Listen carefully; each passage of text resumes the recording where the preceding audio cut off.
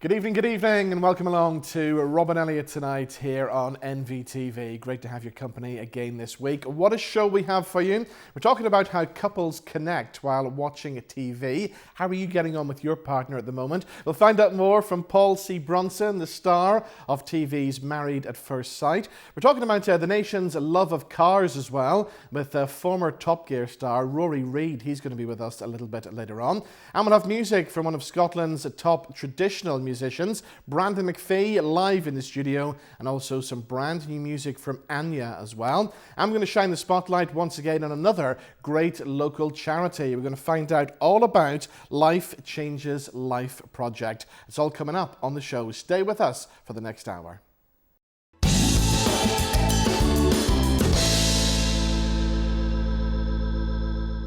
Now, for many people, watching TV and films together is a perfect respite, allowing people to share common interests, bond, reminisce, and often just relax. However, according to new research from 3 UK, nearly 3 in 4 of us say that we use our phones every time we sit down to watch the TV. And this is commonly known as second screening. According to the latest research, 45% of the nation will also keep their phones with them at all times, and on average, we will reach for our phones 8 times during a 30-minute TV show. So during this TV show, you will reach for your phones around 16 times, I reckon. So relationship expert Paul C. Brunson, he's best known for TV shows like Celebs Go Dating and, of course, Married at First Sight. Paul joins us now on the line. How are you today? It is a pleasure. I'm great. How are you? Very well, thank you. So let's talk about the new research then. Nearly 3 in 4 of us say that we use our phones every time we sit down to watch the TV. And I've just discovered I do that as well. Well, I know. It's like, who's not doing this right now, you know? But no, I think what's great about this, study and campaign with 3, and this is why I'm so excited to be working with them, is that it is normal, right? 75% of us are doing this. And actually what we're finding is that it strengthens our relationship opposed to the opposite. So what else have we discovered from the research from 3 then? Were you surprised by anything that you've discovered? Yeah, I mean, the biggest surprise, quite honestly, is that this is good. Like not only like we're normal, but this is a good thing. And it makes sense once you dig into the phonisms, which are basically the archetypes and how we use our second screen, so our mobile device to watch TV, you'll see that, like my wife and I, we are couple scrollers, right? That's one of the phonisms. We sit next to each other, we watch television, but we're on different phones, right? Watching at the same time. And what I'm learning through this is that it helps us to connect, and it helps us actually to feel less lonely. And when you're sitting watching the big popular programs on TV at the moment, there's thousands of other people watching as well. So you start communicating with people on social media and things, don't you? The whole idea here is that you're able to connect. And we have to understand that we're really living through a lonely epidemic. And so any tool that allows us to feel less lonely is actually a good thing. Now, the top 10 mobile phonisms have been revealed. Talk us through some of these. Top of the list is the monologuer. What's all that about? Yeah, so it's interesting. The monologuer is really interesting, and I fall within this category as well, right? So this is people who, say, look, I'm only going to communicate via voice note. Everything, right? So it's like they leave you 8-minute voice notes, right? After they're watching the show or on the commercial break. For me, I am a textrovert in particular. So that is when I'm watching a television show. I've really gotten into football now that I moved to the UK, right? I'm a big football fan. Haven't picked my team yet, but I'm a big football fan. And what I've noticed is that I don't want to be interrupted at all, right? So if someone calls me, I'll say, I don't want to hear from you, but text me, right? Textrovert. I mentioned that my wife and I are couple scrollers, but I'm one thing that I think is pretty bad. So I'm the text door neighbor. And the text door neighbor, I think, is not the best, right? And that is that I'm in the house. I could have, like, my wife could be in the house in a different room, and I'll text her, even though we're in the same house, right? But she's in a different room. Now, what about the loudspeaker? Because I would find that almost as annoying as the people who leave you 8-minute voice messages on your phone. Really? No, no. So I think a loudspeaker works, right? So right now, for example, my wife is in a different country than I am. So Yeah. we're able to watch a show simultaneously on loudspeaker and talk to each other, right? So you could see how these tools, right, the mobile device, they're tools to truly connect with our loved ones. Now, what about the screen savior mode? Have you ever pretended to be on your phone just to look busy? I cannot say. I don't want to get in trouble. Have you? Have you done this, Robin? I have, I'll admit to that. I like how you own that, right? I'm not bold enough. I'm not bold enough to own it. So you mentioned there that you've moved to the UK. How are you finding life in the UK then? I love it. Yeah. Quite honestly, yeah, I love it. My family loves it. My sons adore it. My youngest is 8, so he spent basically 4 years in the US, 4 years in the UK. And if you ask him, he says the UK is better, hands down. Now, are there any exciting projects in the pipeline that we should know about? Well, I tell you what, right now, I just started this week. I just started filming the new series of Married at First Sight, which is going to be bigger, more episodes, more cast members. It keeps getting bigger. So that's the big project that I'm on right now. Now, I have to say, I've become addicted to that show. Mrs. E has got me into it, but I remember watching it for the first time and thinking, what a crazy idea. This is never going to work. What were your thoughts when you first found out about it? The same as yours. The same as yours. I was like, so you're telling me these people will not see each other. We're going to select their partners and they're going to get married, right? But I tell you, what's amazing is this is my 4th series of the show. We have 2 Married at First Sight babies. We have multiple couples who have stayed together, remained married. It's an incredible project. And this particular series, I think this is going to be our biggest yet. Literally, it's going to be our biggest yet. Brilliant. I don't know how you get the guests on the show because every one of them are just brilliant. They're TV gold, aren't they? Yeah, but what's interesting, Robin, is that year after year, more people apply. Yeah. And I think that men in particular, were reluctant to apply, but now we're getting more men than ever. And what they're saying is they're saying, hey, look, we believe that you could do a better job matching us. And we want to be connected. We want to be married. So help us. You know what I mean? So it's an incredible. It's incredible product. Matter of fact, the show just debuted in the U.S. Just debuted in the U.S. this week. So it's an international hit. And how did you meet your wife? Was it a big romantic love story? How did it happen? I was strategic. Right. So I actually went after my wife for a year. Right. So when we met, she wasn't interested in me. Right. She was dating someone else. She was actually dating one of my friends. So that in itself is a crazy story. But the moment I saw her, I thought to myself, I'm in love and I'm going to do anything possible to make sure that I'm with this particular person. So I spent a year using all of my strategies, all my techniques. And what's the secret to a good 20-year marriage then? No secrets other than, knowing a marriage is not 50-50, it's 100-100. You have to show up every day. And in particular, you have to spend time. That's the big thing. And I think that's really what I've learned from this study is that even though, look at the couple scrollers, right? Even though you're seated on the couch watching a television show and you're both on separate phones, you're still connected through the dialogue, through the discussion, through the fact that you're doing the activity at the same time, right? Spending time together is one of the most important things you can do to keep your relationship strong. Now, if people want to check out those mobile phonisms, where do they go to for that? Go to 3THREE.co.uk/blog and check out your phonism and see if you're the same as me and my wife, right? We're couple scrollers. Check out to see which one you are. Well, Paul, it's been great talking to you. Thank you so much for joining us on the show. Thank you. It's a pleasure. And congrats on your marriage.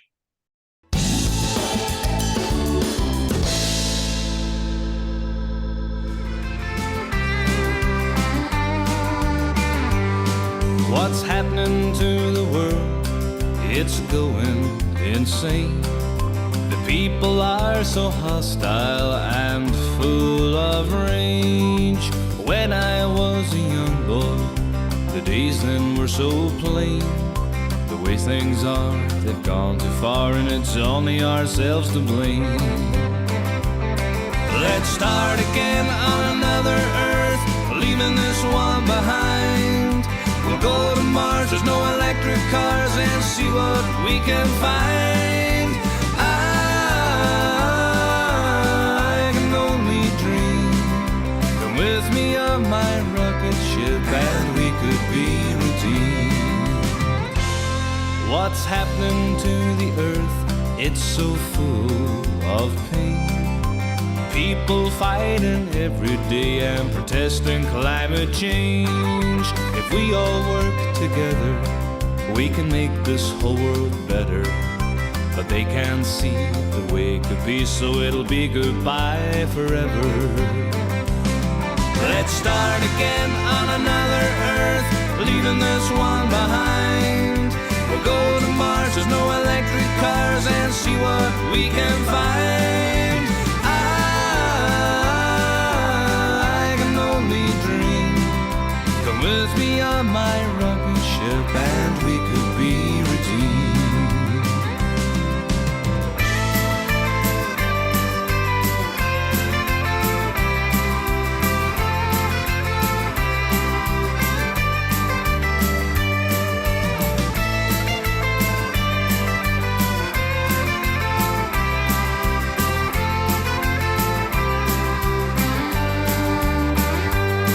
What's happening to the time?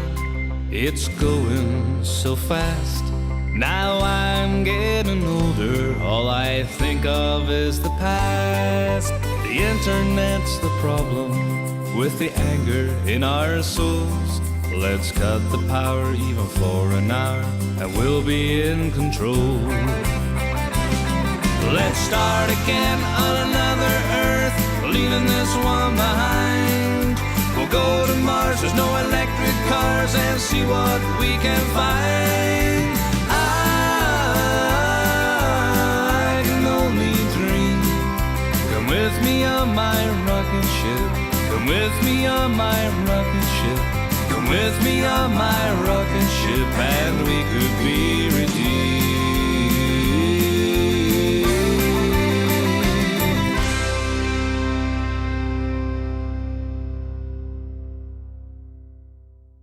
There we go. That's a song called Let's Start Again by Brandon McPhee, who joins us now in the studio. How are you?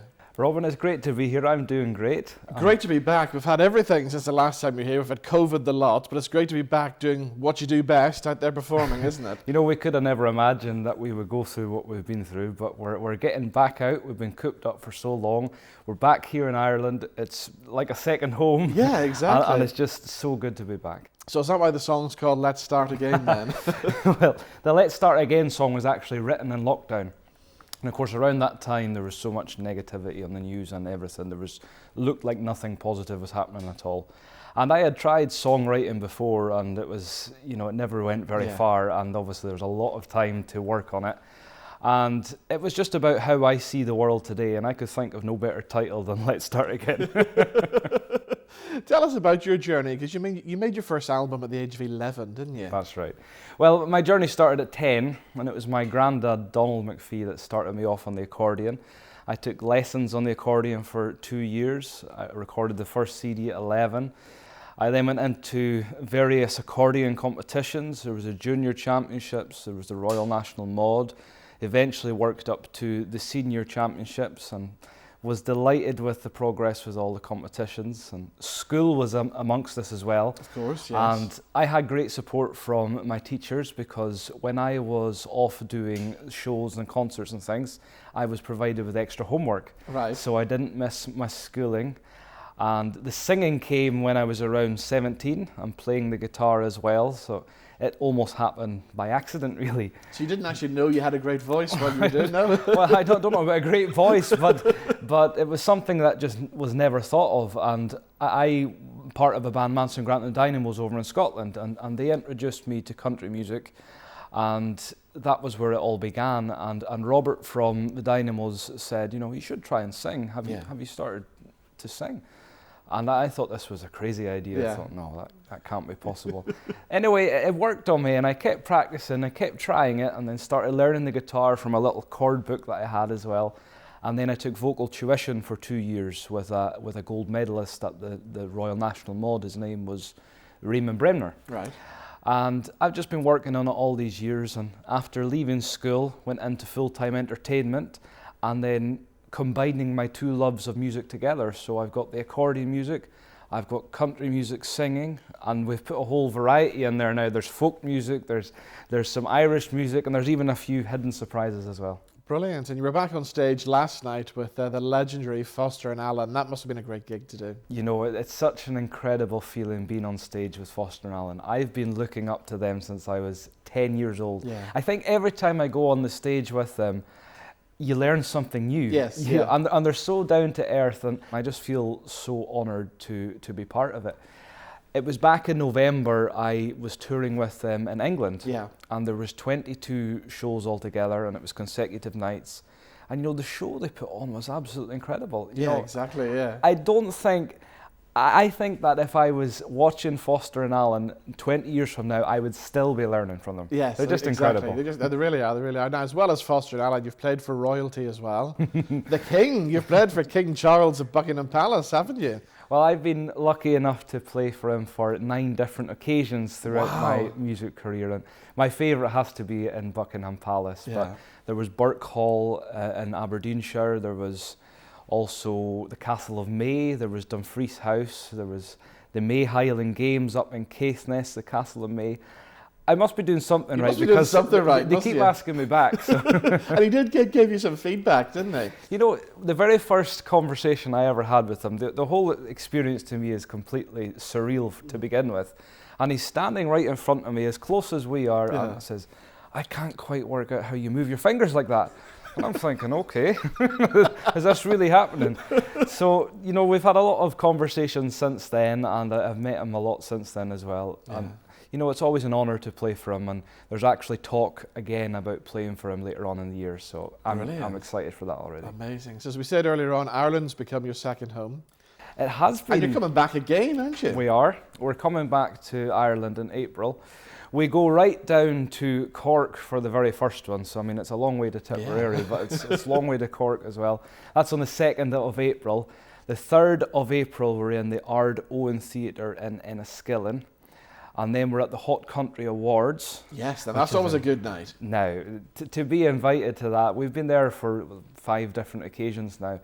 And, you know, it's always great to be on the same stage and in the same room as all the cream of Irish.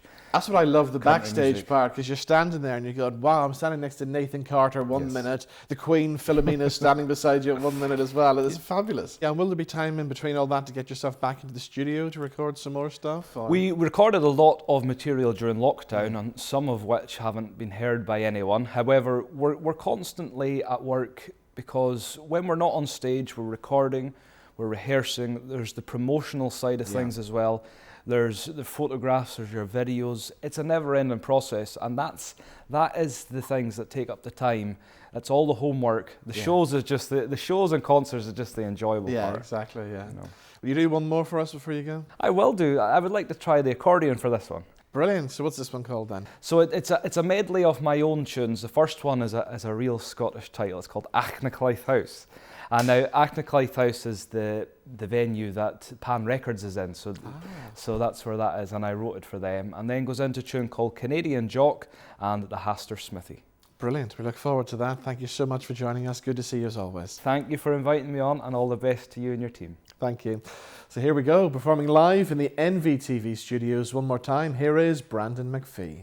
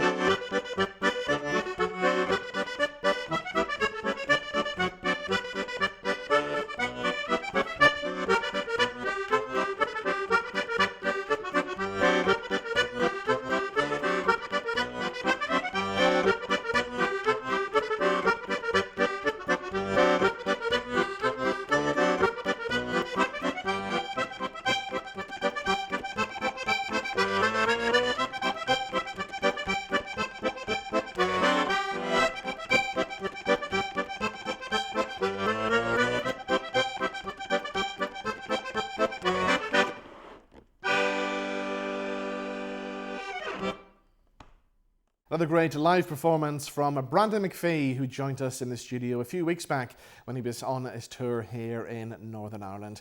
Now, some more people who joined us in the studio a few weeks ago were the guys from the Life Changes Lives project. It's another great charity, and we're going to find out all about it. Here's what happened.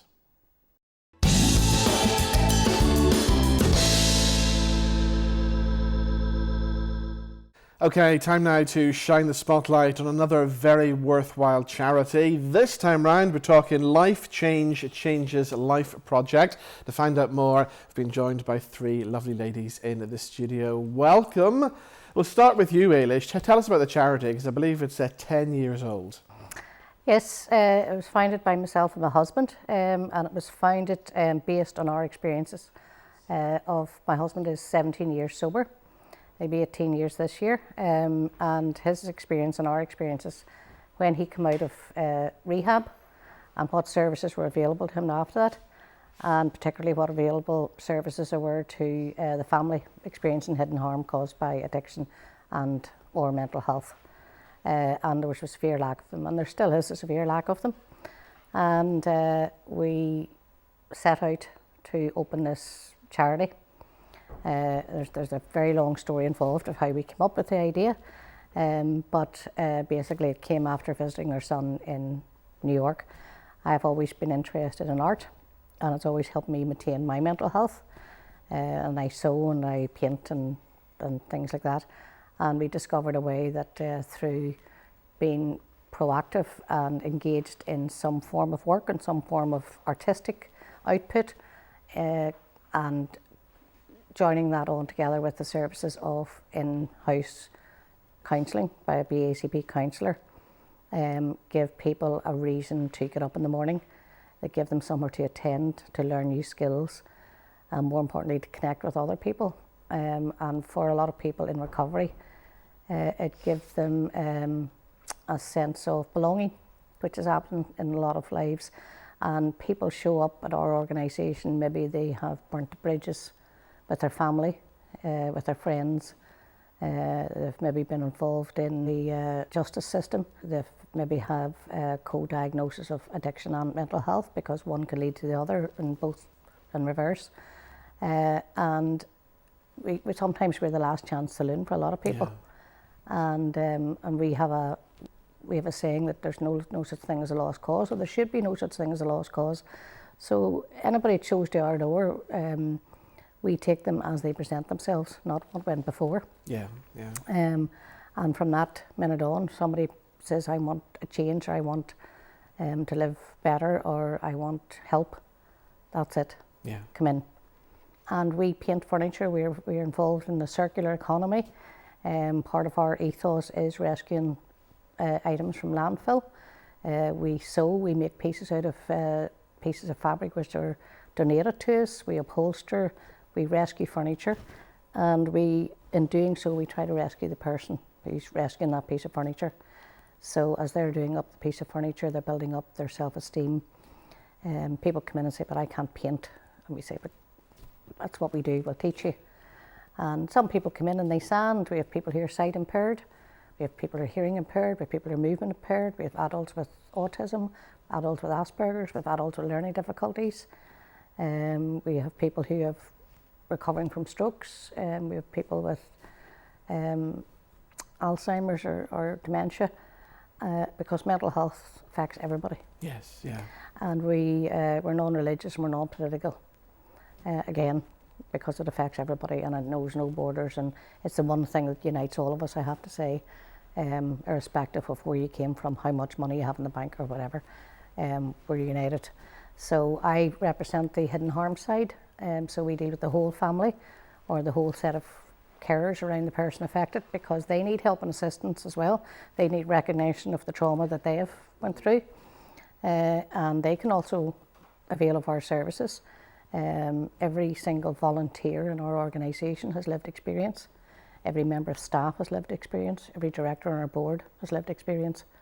And that's either personally or through knowing somebody.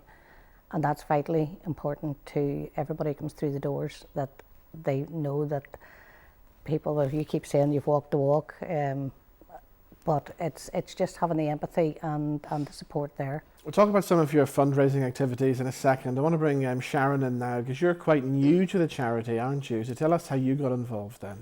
So I went just before Christmas, before November. I was lost, you know, with addiction and in recovery. And I just walked through the doors one day. It was the best thing that I'd done.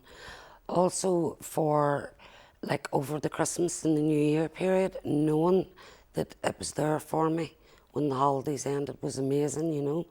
And if this helps one person come out today, that's what it's about. You know, people with addiction and mental health don't feel worthy of anything. And they certainly are, you know. And as you say, when you go into the pop-up art, everybody's the same. The welcome's there. It's just really rewarding. I go home and I feel great. You're in among like-minded people, and people who, you know, like there's people with addiction that I can relate to, and you know, they talk to me and I talk back and we share, and it's just so good for your, you know, your self-esteem and your mind and all that there. So I have to say I'm really, really glad that I went to it. I hope that other people, you know, will make that step and come out, because it's a very lonely thing, addiction and mental health. And it's all about recovery, and recover out loud. Don't be ashamed. There's nothing to be ashamed of. This is an illness. And just the more you recover out loud, the more chance you have. And already in your short time there, you feel like you've come on a journey, haven't you? Absolutely. I've been searching for a long time to find somewhere where I actually fit in. And I feel now that I have found it. And Alicia's husband, Manus, you know, is also a counsellor in mental health and addiction, which is fantastic to have that just right in front of you, you know. Do you think there's still more that can be done out there to promote awareness of mental health and suicide and addiction and issues like that? There needs to be more people talking. Don't be ashamed. A lot of people with addiction suffer, you know, guilt, shame and remorse, and the families also, you know. Try not to feel like that and to speak out, because there is help there, you know. I knocked many doors through my journey, and I really feel at ease now, you know, and getting in and doing a bit of painting and, you know, going home and doing a bit as well, you know. It's really good. I would recommend it. Michelle, tell us your story, because you've been involved for quite a few years now, and again, you've come on this amazing journey as well, haven't you? Oh, absolutely, yes. As Ailish said, it was the last chance saloon for me. My life was in a mess when I first went there. I was just out of mental health ward, and I was taken down by 2 CPNs in Finnison House and introduced, and ever since I'm here, which speaks for itself. And wow. I've come a long way. I've recovered from suicide. I've made many suicide attempts, but this is what I'm meant to do now. Yeah. You know, I found myself, was lost for years, addiction, mental health, and I can say my life has turned around completely, and it's due to pop-up art. It saved my life. If there is somebody there, Michelle, who's maybe sitting watching this now, who has been struggling or has been where you have been, and they don't know where to turn to, what advice would you give them right now to do something? Well, right now I would suggest that the walk in through the door, pop-up art, might be the hardest thing they ever have to do, but it'll turn out to be the best thing they've ever done.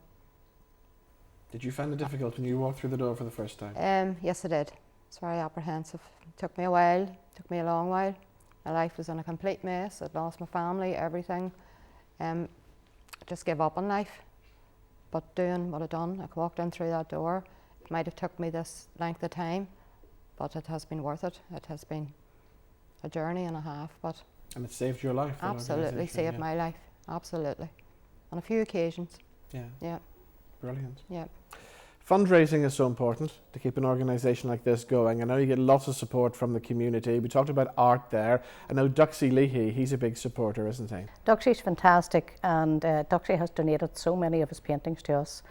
And I'm nearly afraid to like anything on his page anymore, because the next thing you'll say is, I'll give you that one, Ailish, you know, and you can do a raffle or something. He's amazing. His story is amazing. And Connell and him came in to see us, brought in by Jill Gordon, a mutual friend of theirs, or sent in by Jill. They had no idea why. Jill sent them in one day and said, we don't really know why we're here. And we started to talk about therapy and artist therapy. And Doxie and I got talking, and Manus and Connell got talking about music and how it helps, and how, you know, how the whole creativeness helps the mental health and helps addiction, helps recovery. And we must have talked for hours. Yeah. And then Connell came up with a fundraising idea one time, and he came in and he suggested to us, and a lot of people do come up with a lot of fundraising ideas. Do you know what you should do? and Connell went away and he came back and he said, do you know what I just realised? He says, you're very busy people and you're running this every day. I just went ahead and did this anyway, and came back, and there's the money from it. And I went, my goodness, you know, how far that's. And then last year he did the Music Fest, which was amazing, and an absolutely fantastic night. And the best part of the night was Connell's gig at the end of it, to be honest. Absolutely amazing in Killalay.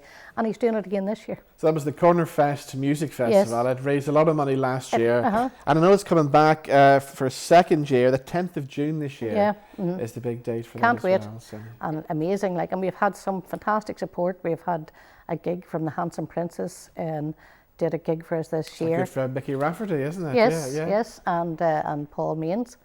And he's a cousin of my husband's, and they did a gig, an 80s gig, which was amazing. It was, and people are still talking about the music was just fantastic. And we had Jack O'Hare before that, who did a comedy night for us and brought young up and coming comedians from all over, from Portrush and Ballymena and everyone, come down to Downpatrick and for free, and did a set and raised money for us that night. And we were just overwhelmed that people would do that. And that's, you know, giving of your time is more than giving of it, you know, of anything else. People can pass you a tenner and pass it out there, but see somebody that actually put their heart and soul into organising something and put their time into doing it and their time into attending it, that's just, that overwhelms me at times, you know, that people would do that. So we're just gonna, our plan is to keep going for as long as we can. We're a small organisation in Downpatrick, which is in the top 10 areas of social deprivation in Northern Ireland. We have a very high suicide rate. We have a very high crime rate, which was published recently in the papers. The town centre is closing down around us, and we're on the main street. And we always said that if you have a sore tooth, you go to the dentist, and you don't care who sees you walking in the door, you're getting to get your tooth fixed, and that's where you go to get your tooth fixed. And that's why we're slap bang in the middle of the street. And you should be able to go in and say, I'm not feeling great. I'm way in here to get some help. So everybody's welcome at your premises in Downpatrick. And you're on social media and everything as well, if people want to check you out. We're on Facebook and Instagram, yes. And our oldest member is 86. Youngest is probably in their late teens. So we're intergenerational. The old have a lot to teach, and the young have a lot of apps and they have a lot to learn, but they have all of they're setting people's phones up for them, they're setting up their, you know, they have skills that the older can teach the older, and it's great. There's a lot of laughter. People always say, you get some people coming in sometimes and they say, where's all the people with mental illness, you know, where's all the mad people basically? And we go up and we're all around you, you know.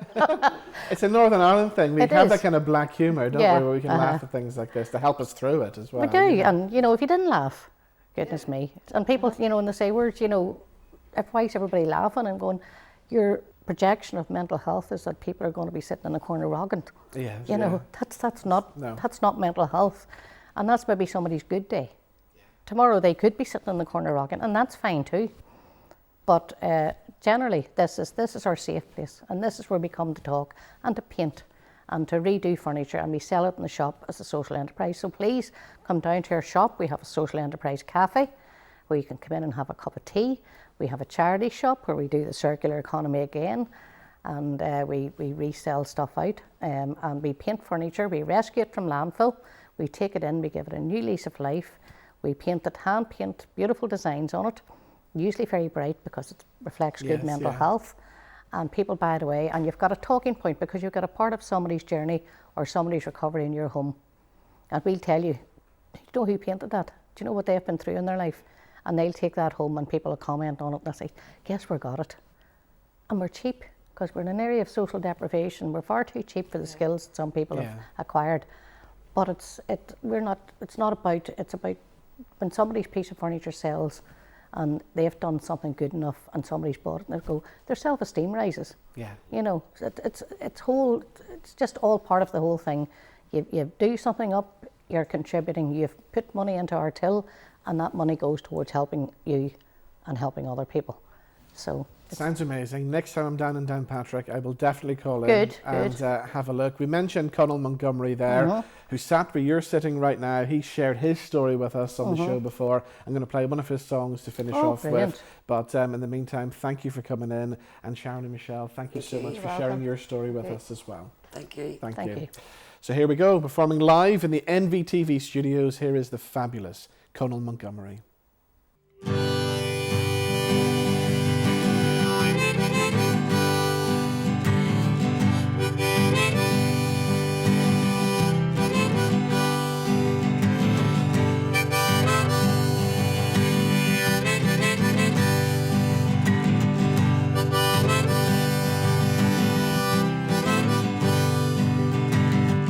Old man Crooked sits on the cornerstone.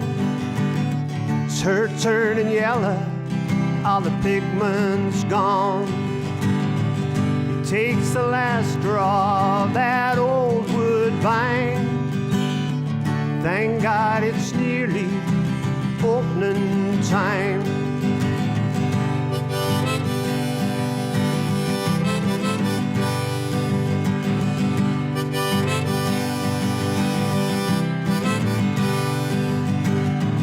Old man Joker, he sits on the same old stone. The Reverend passed by and goes walking on and said, "You're drunk again, Joker, at this time." "Me too," says Joker, "and it's opening time." The central bar stone where legends sit,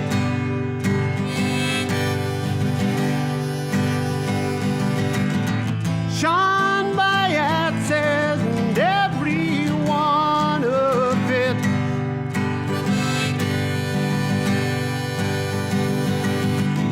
The lost souls thrown, they're all drunk for their sins.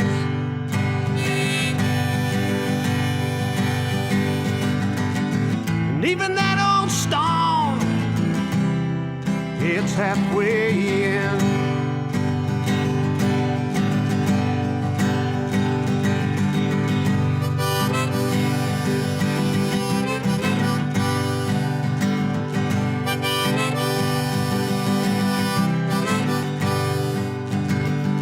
There's George the Brat, on the stone he sat.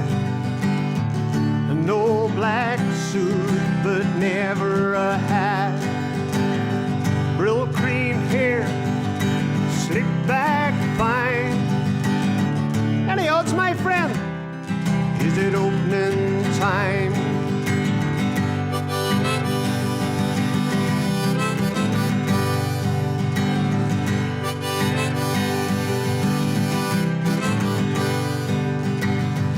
There's Joe Darian, he's sitting on the stone. Threw his telly out the window 'cause there's nothing on. A little bit posh and a well-versed man. Is it opening time? My good man.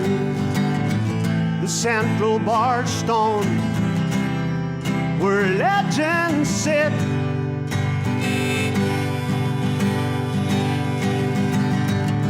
shone by axes and every one of it.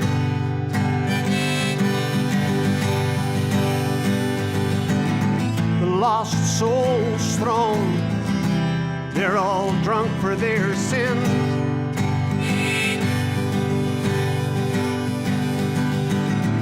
Leaving that old stone, it's halfway in.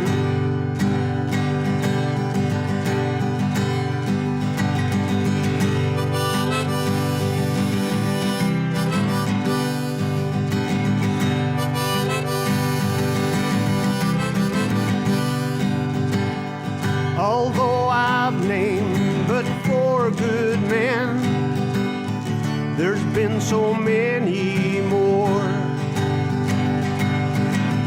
All trauma suffered, young and old. They took their turn on the same old stone. They took their turn on the same old stone. They took their turn on the cornerstone.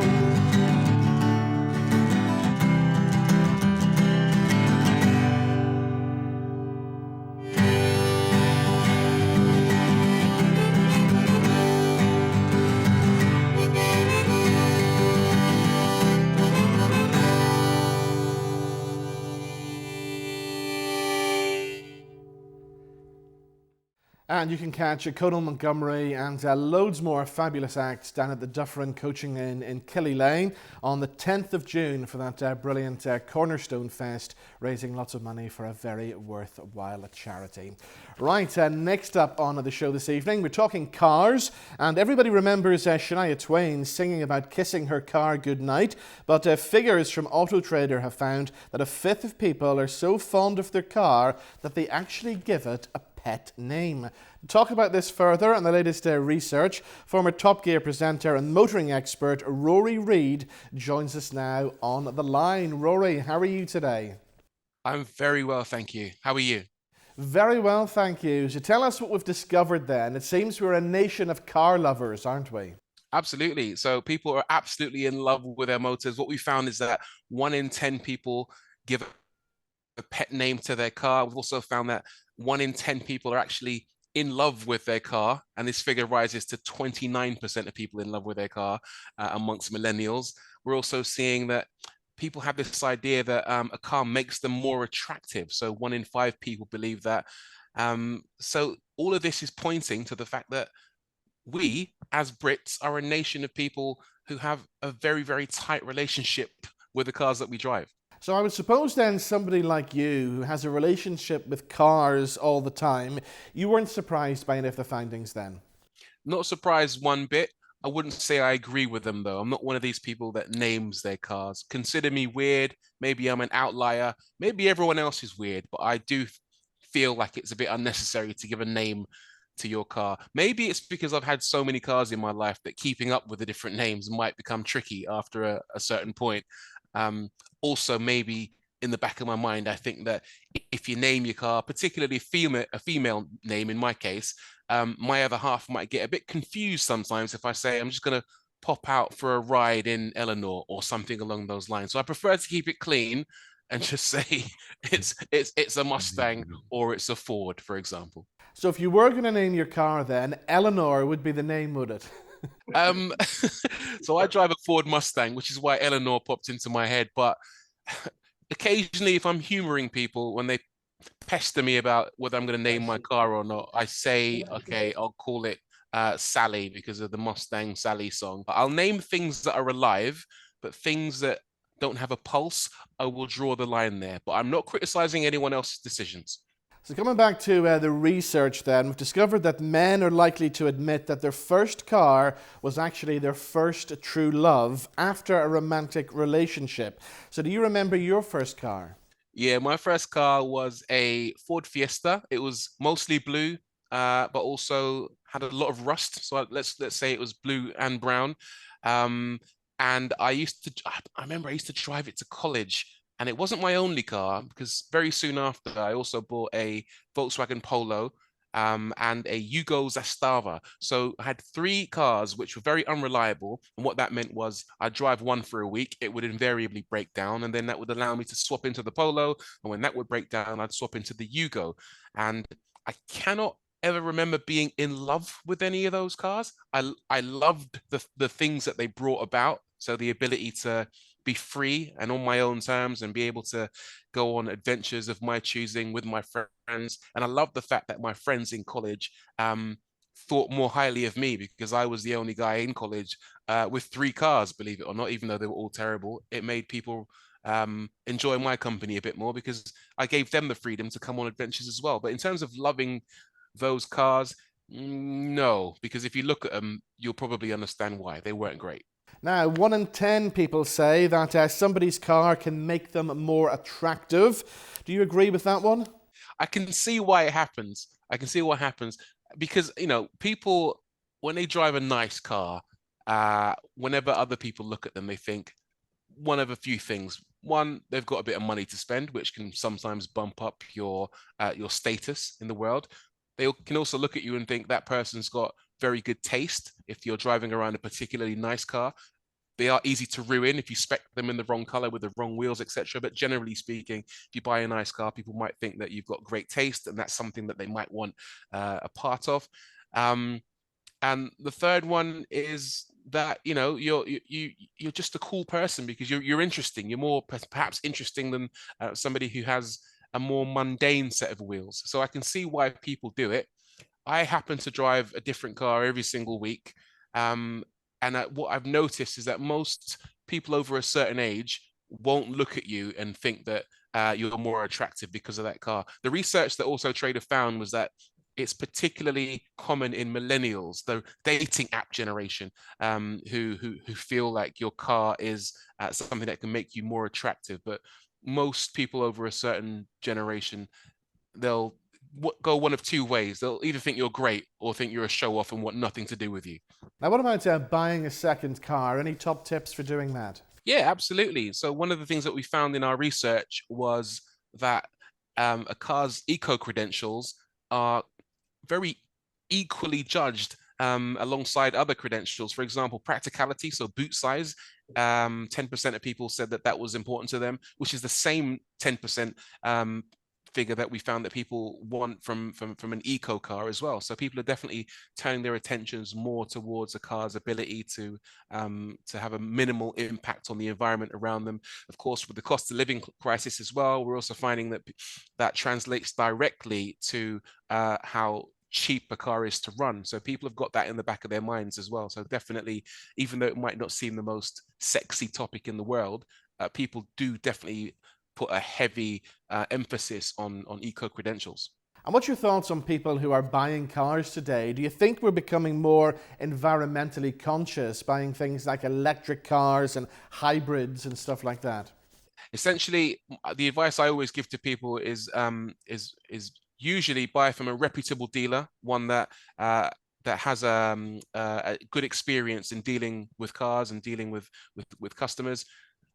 Also try to make sure that the car has a good service history. So the more service history a car has, that's the biggest indicator that the car might have been looked after over the period of its life. But outside of that, do you know what? On the subject of, cars making us feel a certain attachment, I think people should ultimately just choose the car that makes them feel best about themselves. If you look at a car and think this is brilliant, it's going to make me feel excited to drive it every single day, then I think that's probably one of the biggest things. Life is too short to drive boring cars. And I've spoken to so many people who don't have an attachment with their car. And I think they're missing a trick here, because if you bought the right car, then I think it would ultimately make your life just a little bit more interesting day to day. We have this philosophy on Auto Trader where we call ourselves Britain's biggest matchmaker. And I think that's very apt, because if you find the right vehicle for you, it's ultimately going to make you enjoy your time with the vehicle and your life in general a lot more. Well, it sounds like you've got the best job in the world. I can't complain. Do you know what? I wake up and I pinch myself sometimes, because my life is basically calling people up to say, can I have a go in that car? They deliver it to me. I go for a drive on a racetrack in it, and I tell people whether I like them or not. It's maybe it's a case of me criticizing other people's hard work, but also I'm looking after the consumer as well, because I don't want you guys to buy bad cars. So I feel like a gatekeeper in that sense, in making sure that people buy the correct car for them. But yeah, it's an absolutely dream job, and yeah, I absolutely love it. Rory, thank you so much for joining us on the show. Cheers, Robin. You take care.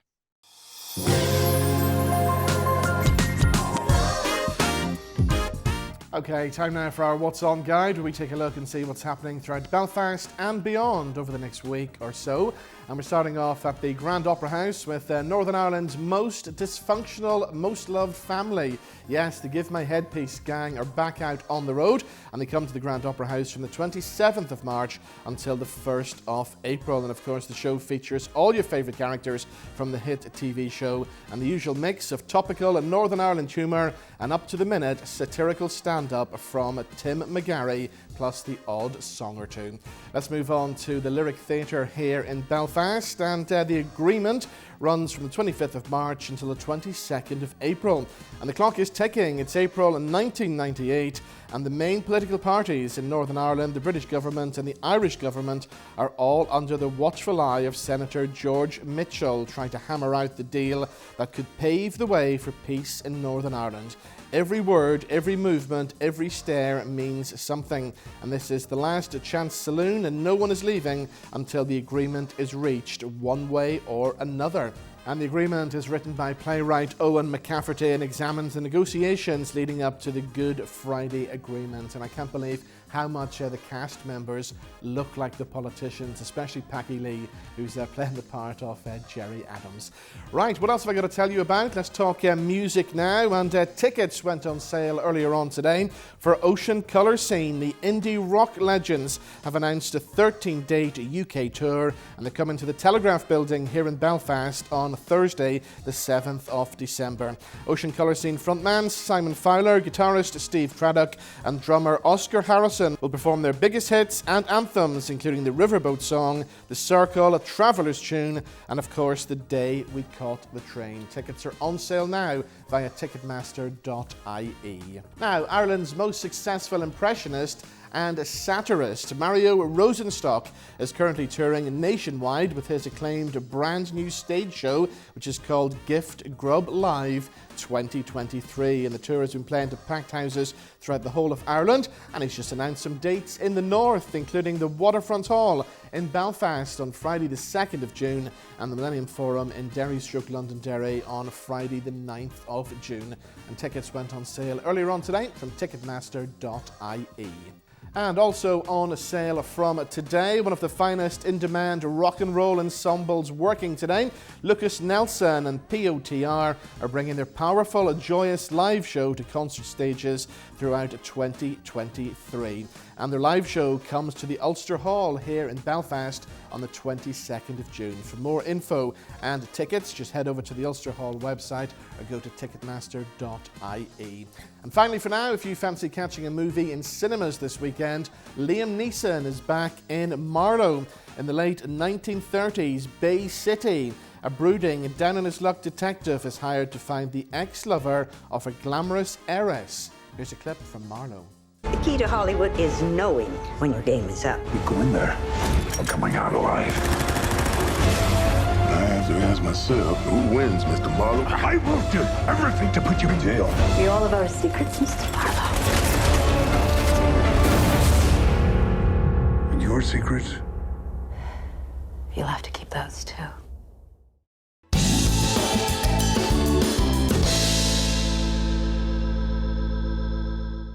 And it was good to see playwright and author Rosemary Jenkinson in the studio last week. She was reading extracts from her brand new book of short stories, which is called Love in the Time of Chaos. And here's another extract from that fabulous new book, which is out now. Flicking through the profiles, I began to consider my potential suitors. I avoided the men who posed in their sunglasses, the men who posed with children, and definitely the men who posed with their pet dog.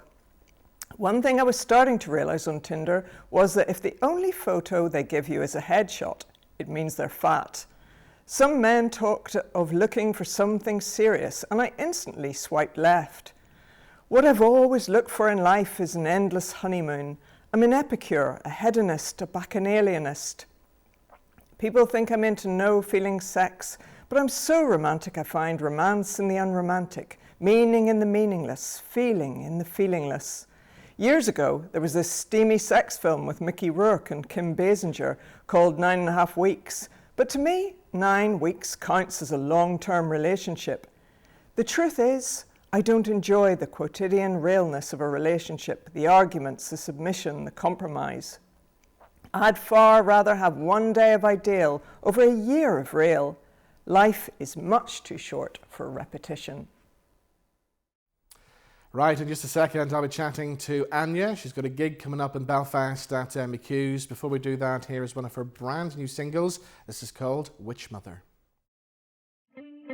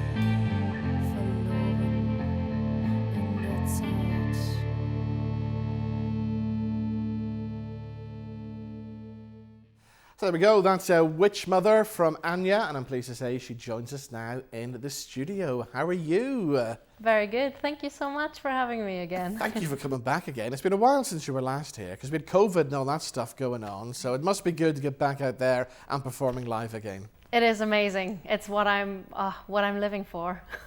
And this time, McHugh's on the 31st of March. This is your first big kind of debut show, isn't it? Your headliner. That's it. It's the first headline show ever for me. So I'm super excited, and it's a big one.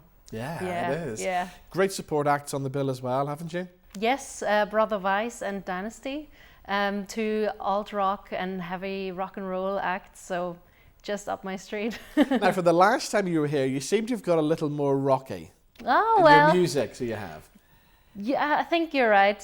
Yeah, I think over the last few years, my music has developed a bit into the heavier direction. That's right. That's what I've always wanted to do, really. That's where my heart is. And of course, for people who haven't seen your music videos and stuff, they would have probably seen you walking around Belfast, because you're always busking on the streets. Are you still doing that? I am.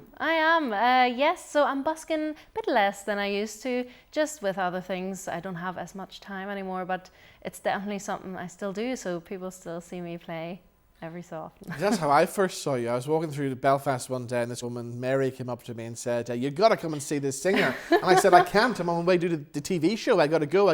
No, you got to come and see her." And there you were, singing away. And I know, what a fateful day. I'm so glad I went out that day.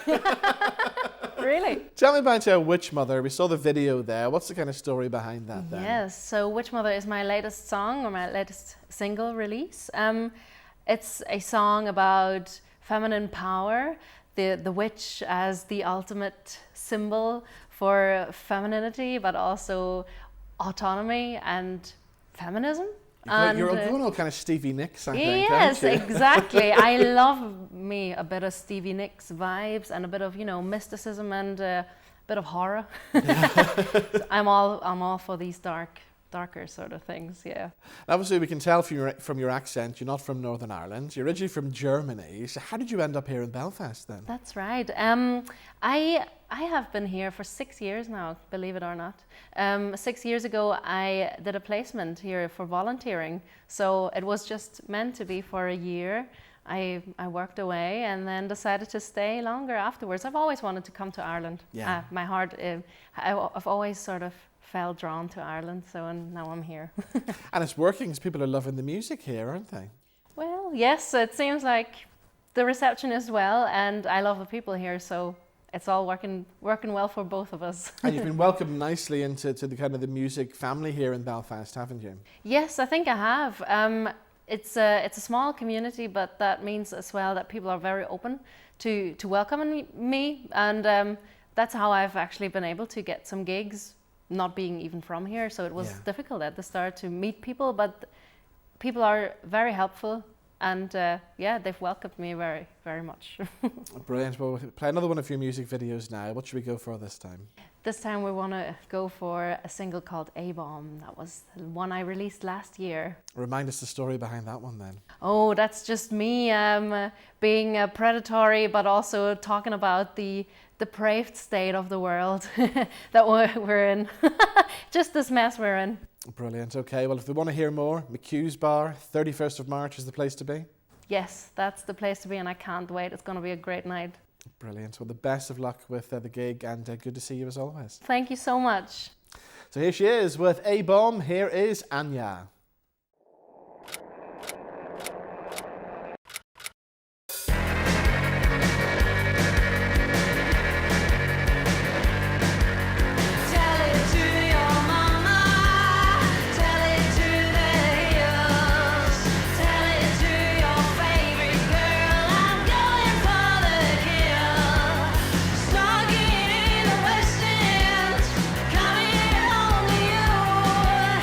Everyone